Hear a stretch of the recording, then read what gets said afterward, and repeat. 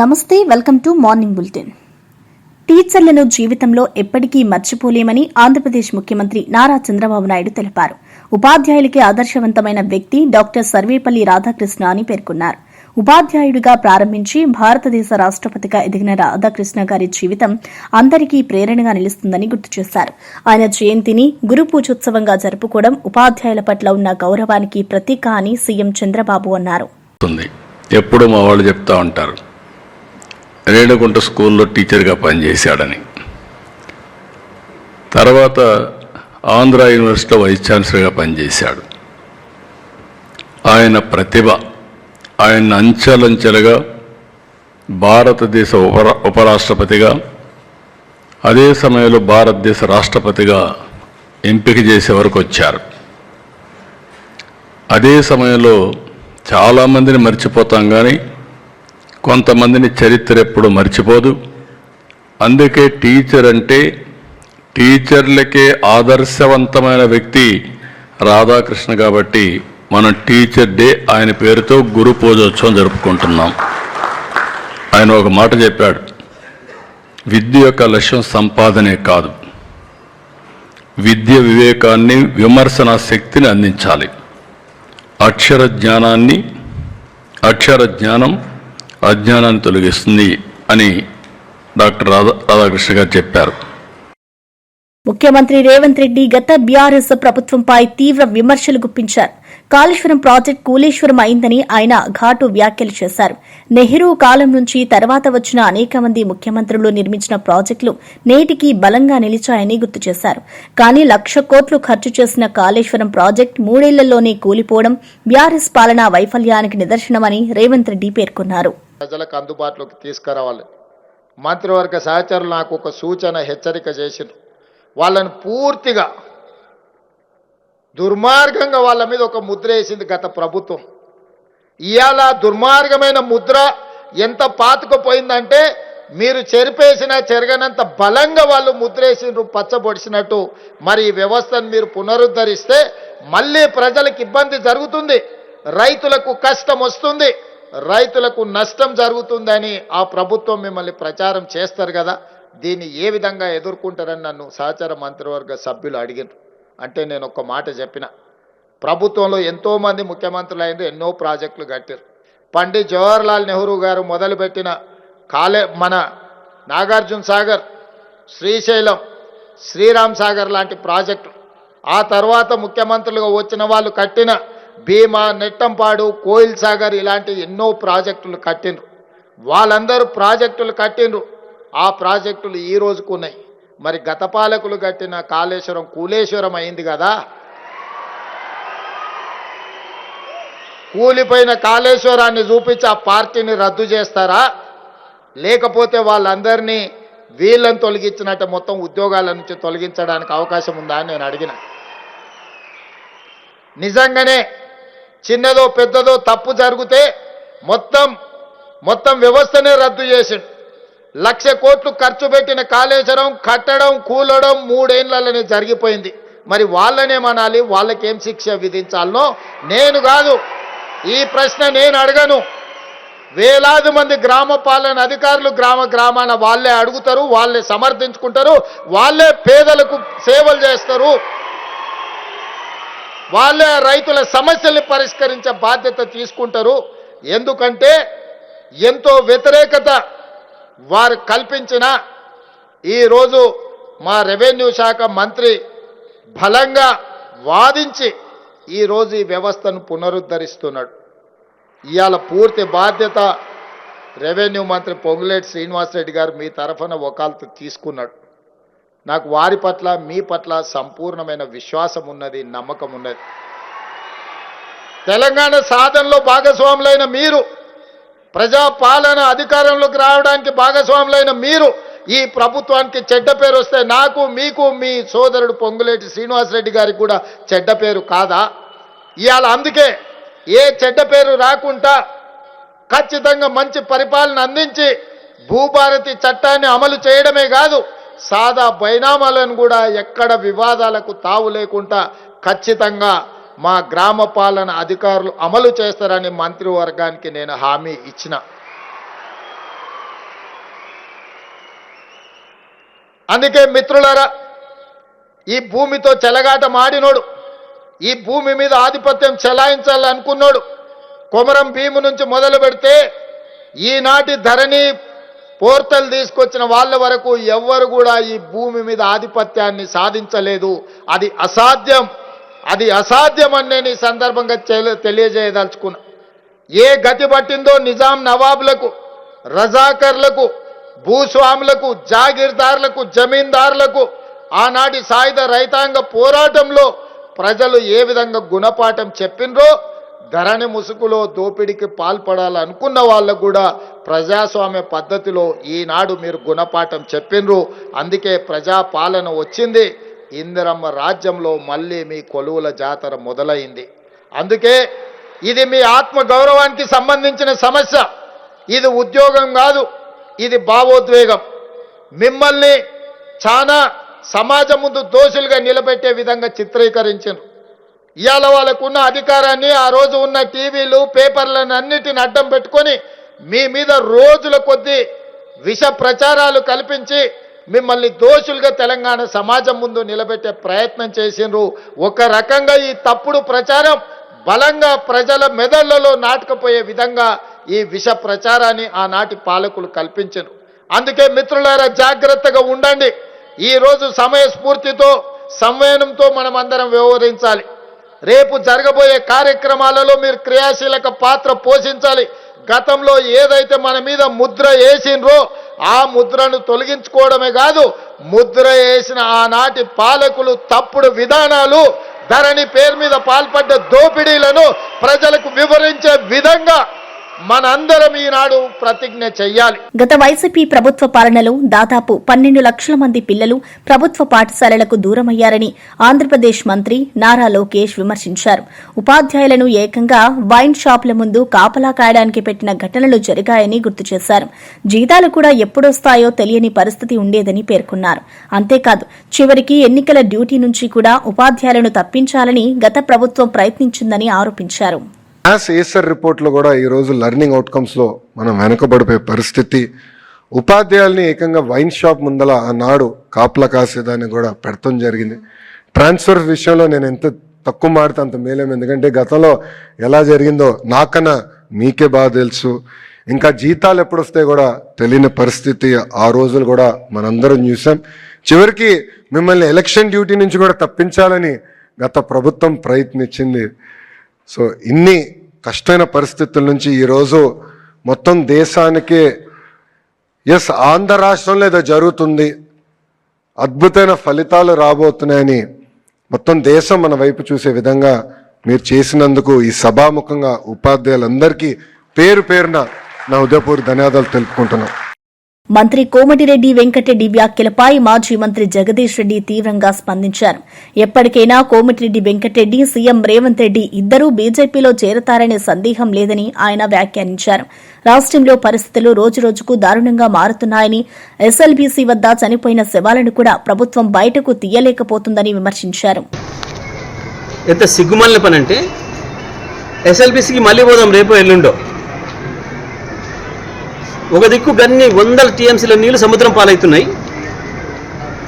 నల్గొండ గడ్డ పైన ఎస్ఎల్బీసీ ఉదయ సముద్రం ఖాళీగా ఉంది. అవి గల్ల దునుకొచ్చి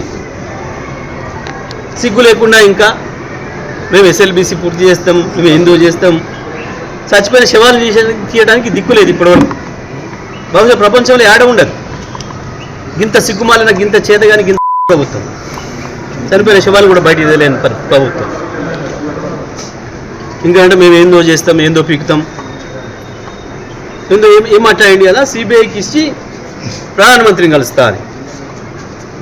ఓకే, తప్పకుండా నువ్వు నీ ముఖ్యమంత్రి ఇద్దరు ప్రధానమంత్రి పార్టీలు చేరటం ఎప్పటికైనా మాకు తెలుసు ఆ సంగతి. దాని కొరకే లైన్ ఏర్పాటు చేసుకుంటున్నావు.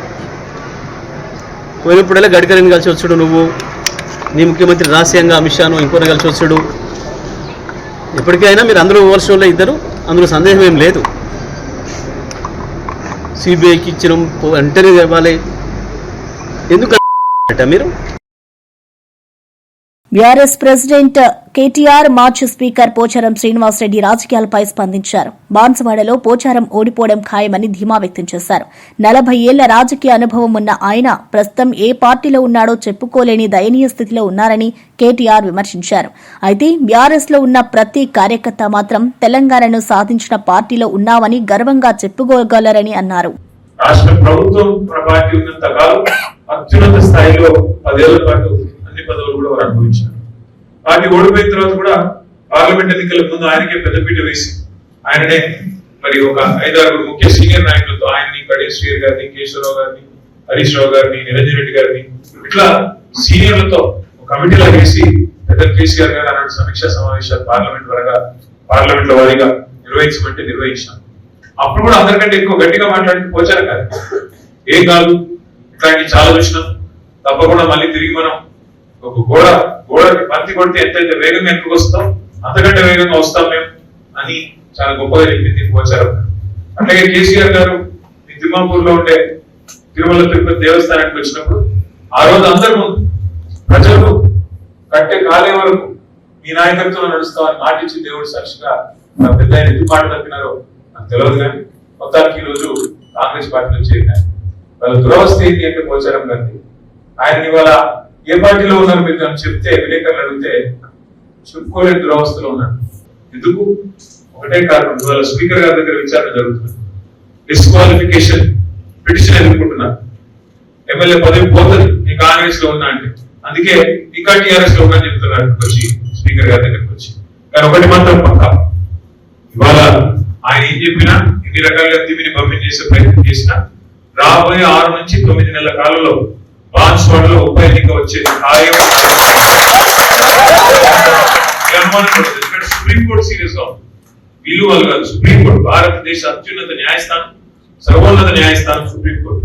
ఆ చీఫ్ జస్టిస్ గారు ఇప్పటికి 10 సార్లు పట్టుకేసినారు రాష్ట్ర శాసనసభ స్పీకర్ గారికి, మీరు వెంటనే నిర్ణయం తీసుకోండి. 3 నెలల గడువు పెట్టినారు. మరి 3 నెలల గడువు కూడా ముంచుకొస్తున్నది. మొన్న జూలై 6 పెట్టినారు, ఆగస్ట్ అయిపోయింది, 1 నెల అయిపోయింది, ఇంకో 2 నెలల్లో స్పీకర్ గారు కూడా నిర్ణయం తీసుకోవాలి. వాస్తవం ఏంటంటే కాంగ్రెస్ ప్రభుత్వం వచ్చిన తర్వాత 21 నెలలు నిండి ఈరోజు 5వ తారీఖు అనుకుంటాం, 2 రోజులు అయితే 21 నెలలు నిండి 22వ నెలలో అడుగు పెడతా ఉంది. ఎట్లా ఉంది పరిస్థితి అంటే ఇలా కాంగ్రెస్ పరిపాలన, కాంగ్రెస్ ప్రభుత్వం వచ్చిన తర్వాత రేవంత్ రెడ్డి గారి వ్యవహారం ఎట్లుందంటే ఎవరు ఊహించరు. ఇంత వేగంగా ఇంత స్వల్ప సమయంలో ఇంత వ్యతిరేకత మూటగట్టుకున్న ప్రభుత్వం బహుశా భారతదేశంలో ఇంతవరకు ఎవరు లేరు. ఏదైతే స్వర్గం చూపెట్టారు, గ్యారంటీ కార్డులు ఇచ్చి 100 రోజుల్లోనే అన్ని హామీలు అమలు చేస్తామని అందరికీ అన్ని రకాల హామీలు ఇచ్చి మొత్తం లెక్క కూడితే 420 హామీలు, 1 కాదు 2 కాదు 420 హామీలు ఇచ్చి ఓట్లు వేయించుకొని ఆ తర్వాత ఈ రోజు మళ్ళీ కేసీఆర్ గారు అప్రూవల్ చేసినాడని అదని ఇదని తప్పించుకునే ప్రయత్నం ఏదైతే చేస్తున్నారో ఇది ప్రజలకు కూడా వాస్తవం అర్థమైంది. 5 ఏళ్ల కోసం నీకు ప్రజలు అవకాశం ఇచ్చినప్పుడు నువ్వేం చేయాలా? కేసీఆర్ గారు రూపాయి పని చేస్తే రూపాయి పని చేయండి. లండన్ లో జరిగిన మీట్ అండ్ గ్రీట్ కార్యక్రమంలో మాజీ మంత్రి ఎమ్మెల్యే హరీష్ రావు తెలంగాణ రాష్ట్ర అభివృద్ధిని వివరించారు. గత 10 ఏళ్లలో తలసరి ఆదాయంలో తెలంగాణ దేశంలో అగ్రగామిగా నిలిచిందని తెలిపారు. జీఎస్టీపీ వృద్ధిలో తెలంగాణకు దరిదాపుల్లో కూడా ఏ రాష్ట్రం లేనని చెప్పారు. ప్రతి ఇంటికి నల్ల ద్వారా స్వచ్ఛమైన తాగునీరు అందించడం, 24 గంటల నాణ్యమైన కరెంటును 1 సంవత్సరంలోనే ఇవ్వడం కేసీఆర్ నాయకత్వంలో సాధ్యమైందని గుర్తు చేశారు. 60 ఏళ్లలో కాని పనిని కేసీఆర్ ఏడాదిలో సాధించారని హరీష్ రావు పేర్కొన్నారు. దేశం అనుసరిస్తుంది అనేవారు, కానీ కేసీఆర్ గారి చరిత్రను తిరగరాసిండ్రు. తెలంగాణ ఆచరిస్తుంది, భారతదేశం అనుసరిస్తుంది చేసి చూపించారు కేసీఆర్. ఇదేదో పొలిటికల్ స్పీచ్ కాదు. మీరు లాస్ట్ 10 years లో చూస్తే, మీరు గూగుల్లో సెర్చ్ చేస్తే పర్ క్యాపిటల్ ఇన్కమ్ లో మన తెలంగాణ రాష్ట్రం దేశంలో అగ్రగామిగా ఉంటుంది. పర్ క్యాపిటల్ పవర్ కన్జంప్షన్ లో ఇండియాలో మనం టాప్ 2-3 లో ఉంటాం. మన జిఎస్టిపి గ్రోత్ రేట్ లో ఇండియాలో ఏ స్టేట్ కూడా మన దరిదాపుల్లో కూడా జిఎస్టిపి గ్రోత్ రేట్ లో ఉండదు. ఎవ్రీ హౌస్ హోల్డ్, ప్రతి ఇంటికి స్వచ్ఛమైన త్రాగునీరు అందించింది కేసీఆర్ గారు. యాక్చువల్ గా మన ఎలక్షన్ మేనిఫెస్టోలో పెట్టలేదు, కానీ కేసీఆర్ గారు తనకు తానే డెడ్ లైన్ పెట్టుకున్నాడు. రోజు అసెంబ్లీలో మాట్లాడుతూ వచ్చే 3 ఏళ్లలో ప్రతి ఇంటికి త్రాగునీరు ఇవ్వకపోతే మళ్ళీ ఎన్నికల్లో పోటీ చేయము అని చెప్పాడు కేసీఆర్. మా గుండెలు అదిరిపోయింది అసెంబ్లీలో ఉన్నాం. ఇంత ధైర్యంగా చెప్పేడు. ఎందుకంటే మనకంటే ముందు 60 ఏళ్ళు పాలించిన వాళ్ళు ఉన్నారు. 60 ఏళ్లలో చేయని పనిని 3 ఏళ్లలో చేస్తాను. ఒక మారుమూల గోండుగూడెం నుంచి హైదరాబాద్ నగరం వరకు ప్రతి ఇంటికి స్వచ్ఛమైన శుద్ధి చేసిన త్రాగునీరు అందిస్తాను. ఆ ప్రోగ్రాం పేరే మిషన్ అని ఒక ప్రోగ్రాం పెట్టాను. నిజంగా ప్రతిరోజు ఉదయం లేస్తే మనం కాఫీ టీ ఎట్లా తాగుతామో కేసీఆర్ గారు ఉదయం లేవగానే 2 పనులు చేసేవాడు. పవర్ అసలు మనం బీఆర్ఎస్ పార్టీ అధికారంలోకి వచ్చినాడు రాష్ట్రంలో హైదరాబాద్ లో 4 hours పవర్ హాలిడే. గ్రామీణ ప్రాంతాల్లో అయితే పొద్దున 6కి పోతే రాత్రి 6 దాకా కరెంట్ రాదు. కరీంనగర్, వరంగల్, ఖమ్మం, నల్గొండ, నిజామాబాద్ ఇట్లాంటి జిల్లా హెడ్ క్వార్టర్స్ అయితే daily 6 hours power cut. Industries కు 3 days పవర్ హాలిడే. ఆ సిచ్యువేషన్ లో రాష్ట్రం ఏర్పడింది. కానీ 1 year లో ఎగ్జాక్ట్లీ ఇయర్ అది గ్రామీణ ప్రాంతమా, పట్టణ ప్రాంతమా, హైదరాబాద్ నగరమా, అది పరిశ్రమల, గృహ అవసరాల, వ్యవసాయమా, ఎవ్రీ కన్స్యూమర్ 24/7 క్వాలిటీ పవర్ ఒక్క సంవత్సరంలో ఇచ్చి చూపించాడు కేసీఆర్.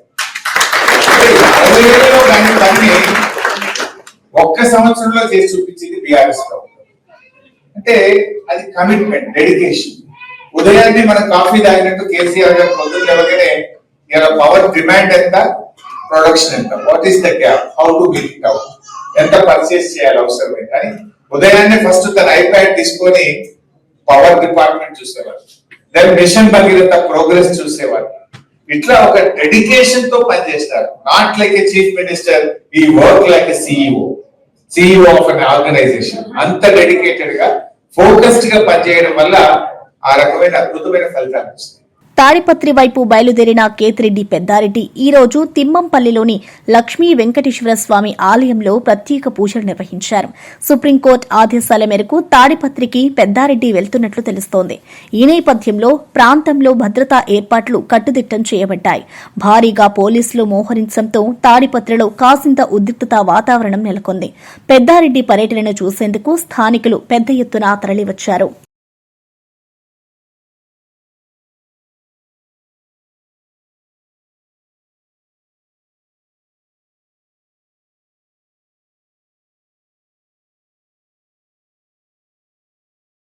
హైదరాబాద్ ఖైరతాబాద్ బడా గణేష్ శోభయాత్ర ఈ రోజు భక్తుల సందడి మధ్య ప్రారంభమైంది. వేలాది మంది భక్తులు మహాగణపతిని దర్శించుకోవడానికి శోభయాత్రలో పాల్గొనడానికి తరలివచ్చారు. భారీ బడా గణేష్ విగ్రహం Rajdoot hotel, telephone Bhavan, secretariat మీదుగా ట్యాంక్ బండ్ వైపు ప్రయాణిస్తోంది. నగరంలోని ప్రధాన రహదారులపై భక్తుల కోలాహలం నెలకొంది. భక్తుల భజనలు, నినాదాలతో గణపతిని ఘనంగా సాగనంపుతున్నారు. మధ్యాహ్నం 2 గంటలకు ట్యాంక్ బండ్ వద్ద బడా గణేష్ నిమజ్జన కార్యక్రమం జరగనుంది.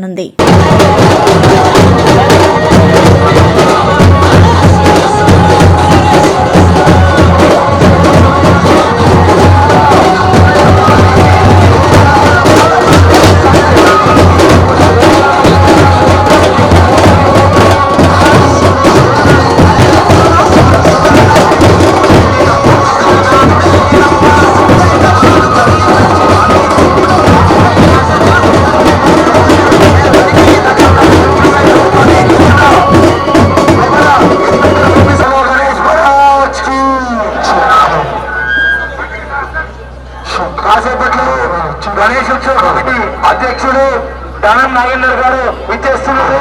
వారికి గణేష్ ఉత్సవ కమిటీ తరఫున స్వాగతం, సుస్వాగతం. బోలో గణేష్ మహారాజ్ కి, బోల్ కర్తవత్ గణేష్ మహారాజ్ కి, బోల్ గణేష్ మహారాజ్ కి, బోల్ గణేష్ మహారాజ్ కి. BRS MLA Harish Rao MLC కవిత చేసిన కామెంట్స్ పై స్పందించారు. తన రాజకీయ జీవితం ఓ తెరిచిన పుస్తకంలా పారదర్శకంగా ఉందని ఆయన స్పష్టం చేశారు. తెలంగాణ రాష్ట సాధనలో తన నిబద్దత, కృషి అందరికీ తెలిసిందేనని గుర్తు చేశారు. ప్రజల ఆకాంక్షల మేరకే పనిచేయడం తన బాధ్యతగా భావిస్తున్నారని హరీష్ రావు తెలిపారు. నాపై చేసిన ఆరోపణలను వారి విఘ్నతకే వదిలేస్తున్నారని పేర్కొన్నారు. ఒక తెరిచిన పుస్తకం లాంటిది. సరే, గత కొంతకాలంగా మా పార్టీ పైన, అదేవిధంగా నా పైన కొన్ని రాజకీయ పార్టీలు చేస్తున్నటువంటి వ్యాఖ్యలనే వారు కూడా చేయడం జరిగింది. అయితే ఆ వ్యాఖ్యలు వారు ఎందుకు చేశారో, అది వారి విజ్ఞతకి నేను వదిలేస్తున్నాను. కేసీఆర్ గారి నాయకత్వంలో గత 2.5 దశాబ్దాల కాలంగా ఒక క్రమశిక్షణ కలిగిన కార్యకర్తగా రాష్ట్ర సాధనలో, రాష్ట్ర అభివృద్ధిలో నేను చూపిన నిబద్ధత, నా పాత్ర అందరికీ తెలిసినటువంటిదే. ఈరోజు రాష్ట్రంలో ఎరువులు దొరకక ఒకవైపు రైతులు గోసపడతా ఉన్నారు, మరొక వైపు వరద ప్రాంతాల ప్రజలు అనేక ఇబ్బందుల్లో ఉన్నారు. కేసీఆర్ గారు దశాబ్ద కాలం ఎంతో కష్టపడి నిర్మించిన వ్యవస్థలను ఇటువంటి పరిస్థితుల్లో కష్టాల్లో ఉన్న ప్రజల్ని ఆదుకునే విషయంలో, తెలంగాణ ద్రోహుల చేతుల్లో నుంచి ఈ రాష్ట్రాన్ని కాపాడుకునే విషయంలో మా దృష్టి అంతా ఉంటుంది. మేము ఈ రాష్ట్ర సాధనలో పోరాటం చేసిన వాళ్ళం, ఈ రాష్ట్రాన్ని కాపాడుకోవడంలో బాధ్యత కలిగిన వాళ్ళం. మా సమయాన్నంతా కూడా దాని మీదనే మేము వెచ్చిస్తాం. తప్పకుండా కేసీఆర్ గారి నాయకత్వంలో తిరిగి బీఆర్ఎస్ పార్టీని అధికారంలో తెచ్చుకొని ఈ ప్రజలు పడుతున్న కష్టాలను తొలగించడానికి అందరం కలిసికట్టుగా. ఆరోగ్యశ్రీ పథకం మొదట్లో ఇన్సూరెన్స్ మోడల్లో ప్రారంభించడంతో అనేక ప్రాక్టికల్ సమస్యలు తలెత్తుతాయని మాజీ మంత్రి సిదిరి అప్పలరాజు గుర్తు చేశారు. ఆ కారణంగానే ప్రభుత్వం ఆరోగ్యశ్రీ ట్రస్ట్ ని ఏర్పాటు చేసి దాని ద్వారా పథకాన్ని సమర్థవంతంగా అమలు చేస్తుందని తెలిపారు. ఈ విధానం దేశమంతటా విభిన్న పేర్లతో అమలవుతుందని, ఆయుష్మాన్ భారత్ కూడా అదే తరహాలో ఉన్న పథకమేనని ఆయన పేర్కొన్నారు. ఏంటి ఆ ప్రాక్టికల్ ప్రాబ్లమ్స్? ఆ ఇన్సూరెన్స్ కంపెనీ వాడు ఓ పట్టాన క్లెయిమ్ యాక్సెప్ట్ చేయడు, కొన్ని రకాల జబ్బులను యాక్సెప్ట్ చేయడు. ఒకవేళ క్లెయిమ్ యాక్సెప్ట్ చేసినా హాస్పిటల్ టైంకి క్లెయిమ్ రియంబర్స్ చేయడు. టైంకి హాస్పిటల్ క్లెయిమ్ రియంబర్స్ చేయనప్పుడు ఆ పర్టికులర్ కన్సర్న్ ఎంపానల్ హాస్పిటల్ ఫర్దర్గా యాక్సెప్ట్ చేయడం లేదు క్లెయిమ్స్. ఇన్సూరెన్స్ మోడ్లో కంటే ఆరోగ్యశ్రీ కింద పేషెంట్ టేకప్ చేయడం లేదు. అండ్ మోర్ ఓవర్ చాలా కాస్ట్ అవుతుంది కూడా. ఇన్సూరెన్స్ ప్రీమియం ఎక్కువ, వాళ్ళ నుంచి ప్రజలకు వచ్చేటటువంటి సర్వీసెస్, క్వాలిటీ సర్వీసెస్ అనుకున్న స్థాయిలో ఉండడం లేదని దాన్ని మళ్ళీ ఒక ట్రస్ట్ మోడల్లోకి మార్చారు. అదే ఆరోగ్యశ్రీ ట్రస్ట్ స్టేట్ గవర్నమెంట్ ఆధ్వర్యంలో పెట్టుకొని దానికి ఒక సీఈఓని పెట్టుకొని ట్రస్ట్ మోడ్లో అక్రాస్ ది స్టేట్ చాలా చక్కగా ఇంప్లిమెంట్ చేసినారు. ఈ మోడల్ని దేశం మొత్తం కూడా తర్వాత ఇంప్లిమెంట్ చేసుకుంది. ఒక్కొక్క పేరు పెట్టుకొని ఆరోగ్యశ్రీని అక్రాస్ ది నేషన్ టేకప్ చేశారు. నరేంద్ర మోడీ గారి నేతృత్వంలో ఆయుష్మాన్ భారత్ అని పిఎంజేఏ అంటే ప్రైమ్ మినిస్టర్ జన్ ఆరోగ్య యోజన అని ఓ పథకం పెట్టారు. వాళ్ళు స్టేట్ గవర్నమెంట్స్కి ఆ ఫ్లెక్సిబిలిటీ ఇచ్చారు. గుంటూరుకు కూతవేటు దూరంలో ఉన్న గ్రామంలో తాగునీరు లభించక 43 మంది మరణించారని మాజీ ఎమ్మెల్యే గోపిరెడ్డి శ్రీనివాసరెడ్డి ఆవేదన వ్యక్తం చేశారు. మద్యం డోర్ డెలివరీ జరుగుతున్నా పరిశుభ్రమైన మంచినీళ్లు మాత్రం దొరకక ప్రజలు ప్రాణాలు కోల్పోవడం దారుణమని ఆయన విమర్శించారు. పీహెచ్సీలు, సచివాలయాలు నిర్వీర్యం కావడంతో వైద్య సహాయం సకాలంలో అందక పరిస్థితి మరింత విషమించిందని తెలిపారు. ఈ ఘటనకు ప్రభుత్వం పూర్తి స్థాయిలో బాధ్యత వహించాల్సిందేనని గోపిరెడ్డి డిమాండ్ చేశారు. 15 కుటుంబాలని స్వయంగా అందరం కూడా వెళ్లి పరామర్శించడం జరిగింది. ఇవన్నీ కూడా మొట్టమొదట జ్వరంతో ప్రారంభమై ఈ జబ్బు, ఈ యొక్క చనిపోయిన వారందరూ కూడా జ్వరంతో ప్రారంభమై వారం రోజులు 10 రోజుల్లో అందరూ కూడా వివిధ హాస్పిటల్స్ లో గుంటూరుకి సంబంధించి ప్రైవేట్ హాస్పిటల్స్ లో చికిత్స పొందుతూ కొంతమంది హాస్పిటల్లో చనిపోవటం, కొంతమంది ఇంటికి వచ్చిన తర్వాత 1 రోజు 2 రోజుల్లో చనిపోవటం జరుగుతూ ఉంది. ఏమిటి దీనికి కారణం, ఎందుకు చనిపోతున్నారు అనేది కూడా మేమంతా కూడా పరిశీలించడం జరిగింది. ముఖ్యంగా మెలీడియోసిస్ అనే ఒక జబ్బుతో, ఈ జబ్బు బ్యాక్టీరియా వలన వస్తుంది. బర్కోహోల్డీరియా సూడోమలే అనే ఒక బ్యాక్టీరియా. ఈ బ్యాక్టీరియా వలన ఈ జబ్బు వస్తుంది. ఈ జబ్బు కంటామినేటెడ్ సాయిల్లో గాని, వాటర్ నీళ్లు కలుషితమైన నీరు తాగటం వలన గాని, కలుషితమైన సాయిల్ అంటే భూమిలో ఉండి దీనివలన ఈ జ్వరం, కీళ్ల నొప్పులు, అవయవాలు డ్యామేజ్ అయిపోయి వారం రోజుల్లో పూర్తిగా లేవరు ఇలాంటివన్నీ కూడా డ్యామేజ్ అయిపోయి చనిపోవడం జరుగుతూ ఉంది. నిజంగా బాధాకరమైన విషయం ఏంటంటే ఈ గ్రామం నుంచి గుంటూరు పట్టణానికి రోజు కూడా దాదాపు 45 లక్షల లీటర్లు గుంటూరు జిల్లా తురకపాలెం గ్రామంలో మైనింగ్ జరిగిన చోట నిల్వ ఉన్న నీటిని కూటమి ప్రభుత్వం ప్రజలకు సరఫరా చేస్తుందని మాజీ మంత్రి అంబటి రాంబాబు ఆగ్రహం వ్యక్తం చేశారు. ఆ నీటి కారణంగానే కలుషిత సమస్యలు తలెత్తి అంటువ్యాధులు వ్యాప్తి చెందాయని, పదుల సంఖ్యలో ప్రజలు ప్రాణాలు కోల్పోయారని ఆయన అన్నారు. మద్యం విచ్చలవిడిగా దొరికే పరిస్థితి ఉన్నా పరిశుభ్రమైన తాగునీరు లభించగా ప్రజలు ఇలా మృత్యువాటా పడడం దారుణమని పేర్కొన్నారు. ఈ ఘటనపై ప్రభుత్వం వెంటనే విచారణ జరిపి బాధ్యులపై చర్యలు తీసుకోవాలని అంబటి రాంబాబు డిమాండ్ చేశారు. రాలిపోయారు. ఈ రాలిపోయినటువంటి సంఘటనని మేము ప్రధాన ప్రతిపక్షంగా వెళ్లి పరిశీలించి కొన్ని విషయాలను గ్రహించి ప్రభుత్వానికి సలహా ఇచ్చి ఒత్తిడి తీసుకురావాలనేటువంటి ప్రధానమైన ధ్యేయంతో మేము నలుగురు వెళ్లి నిన్న సుమారుగా 15 కుటుంబాలను పరామర్శించాం. ఆ గ్రామంలో ఉన్న పరిస్థితులను ప్రత్యక్షంగా చూశాం. పెద్దలందరినీ కూడా ఏమిటి కారణాలని వారికి తెలిసినటువంటి విషయాలను సేకరించాం. ఫైనల్ గా మాకు అర్థమైంది, అది కరెక్టా కాదా ప్రభుత్వం తేల్చాలి. కంటామినేషన్, వాటర్ కంటామినేషన్ వలన ఈ వ్యాధులు వచ్చాయి అనేది ప్రాథమికంగా మాకు అనిపించిన సమాచారం. ఇది తప్ప రైటా ప్రభుత్వం నిర్ణయించుకోవాలి. ఈ వాటర్ కంటామినేషన్ ఎందుకు వచ్చింది ఆ గ్రామంలో? ఆ గ్రామంలో ఇందాక డాక్టర్ గారు చెప్పినట్టుగా ఒక పెద్ద గుంట ఉంది, సంజీవయ్య గుంట అని. ఆ గుంట ఏంటంటే క్వారీయింగ్ చేసి కొండలాలను పగలగొట్టి క్వారీయింగ్ చేసిన తర్వాత పెద్ద గుంటగా ఏర్పడింది. అది ఒక చెరువులాగా ఏర్పడింది. దానిలోకి నీళ్లు ఎక్కడొస్తాయంటే కొండ మీద నుంచి జారి వర్షం పడ్డప్పుడు వస్తాయి. కొండ మీద నుంచి జారి వర్షం పడ్డప్పుడు వచ్చేటప్పుడు అక్కడంతా కూడా బ్లాస్టింగ్ జరుగుతూ ఉంటుంది. ఆ బ్లాస్టింగ్ మెటీరియల్ కూడా దానిలో కలుస్తూ ఉంటుంది. కలిసి అదంతా ఆ గుంటలో చేరి ఆ గుంట ఇంకిపోదు, కింద కూడా రాయే కాబట్టి అలా మురిగిపోతూ ఉంటుంది. వాటర్ హెడ్ ట్యాంక్ కి దీన్ని రీసెంట్ గా, ఇప్పుడు ఇంతకుముందు చేయలే, రీసెంట్ గా ఈ వాటర్ను వాటర్ హెడ్ ట్యాంక్ కి పంపించారు. పంపించి డిస్ట్రిబ్యూషన్ లైన్స్ కి ఇచ్చారు. ఎందుకు ఇచ్చారంటే తాగునీరు కాదు, వాడుకోవడానికి ఇచ్చారు. మరి వాడుకున్నారో ప్రజలు, తాగారో మనకు తెలియదు. దీనివల్లనే ఈ కంటామినేషన్ వచ్చింది, ఈ ఎపిడమిక్ వచ్చింది అనేది మాకు సాధారణంగా అనిపించినటువంటి అంశం. దీనివల్ల ఇంతమంది చనిపోయారు. అసలు వాటర్ ఎందుకు ఎక్కించారు ఆ పాడుబడిన గుంటలో నుంచి అనేది ఇక్కడ ప్రశ్న. దీని మీద ఎంక్వైరీ చేయవలసినటువంటి బాధ్యత ప్రభుత్వానికి ఉంది. వర్షం వస్తున్నామని తెలిసిన తర్వాత మాత్రమే ప్రభుత్వ యంత్రాంగం కదిలింది. నిన్న ఉదయమే ఎమ్మెల్యే గారు వెళ్ళారు.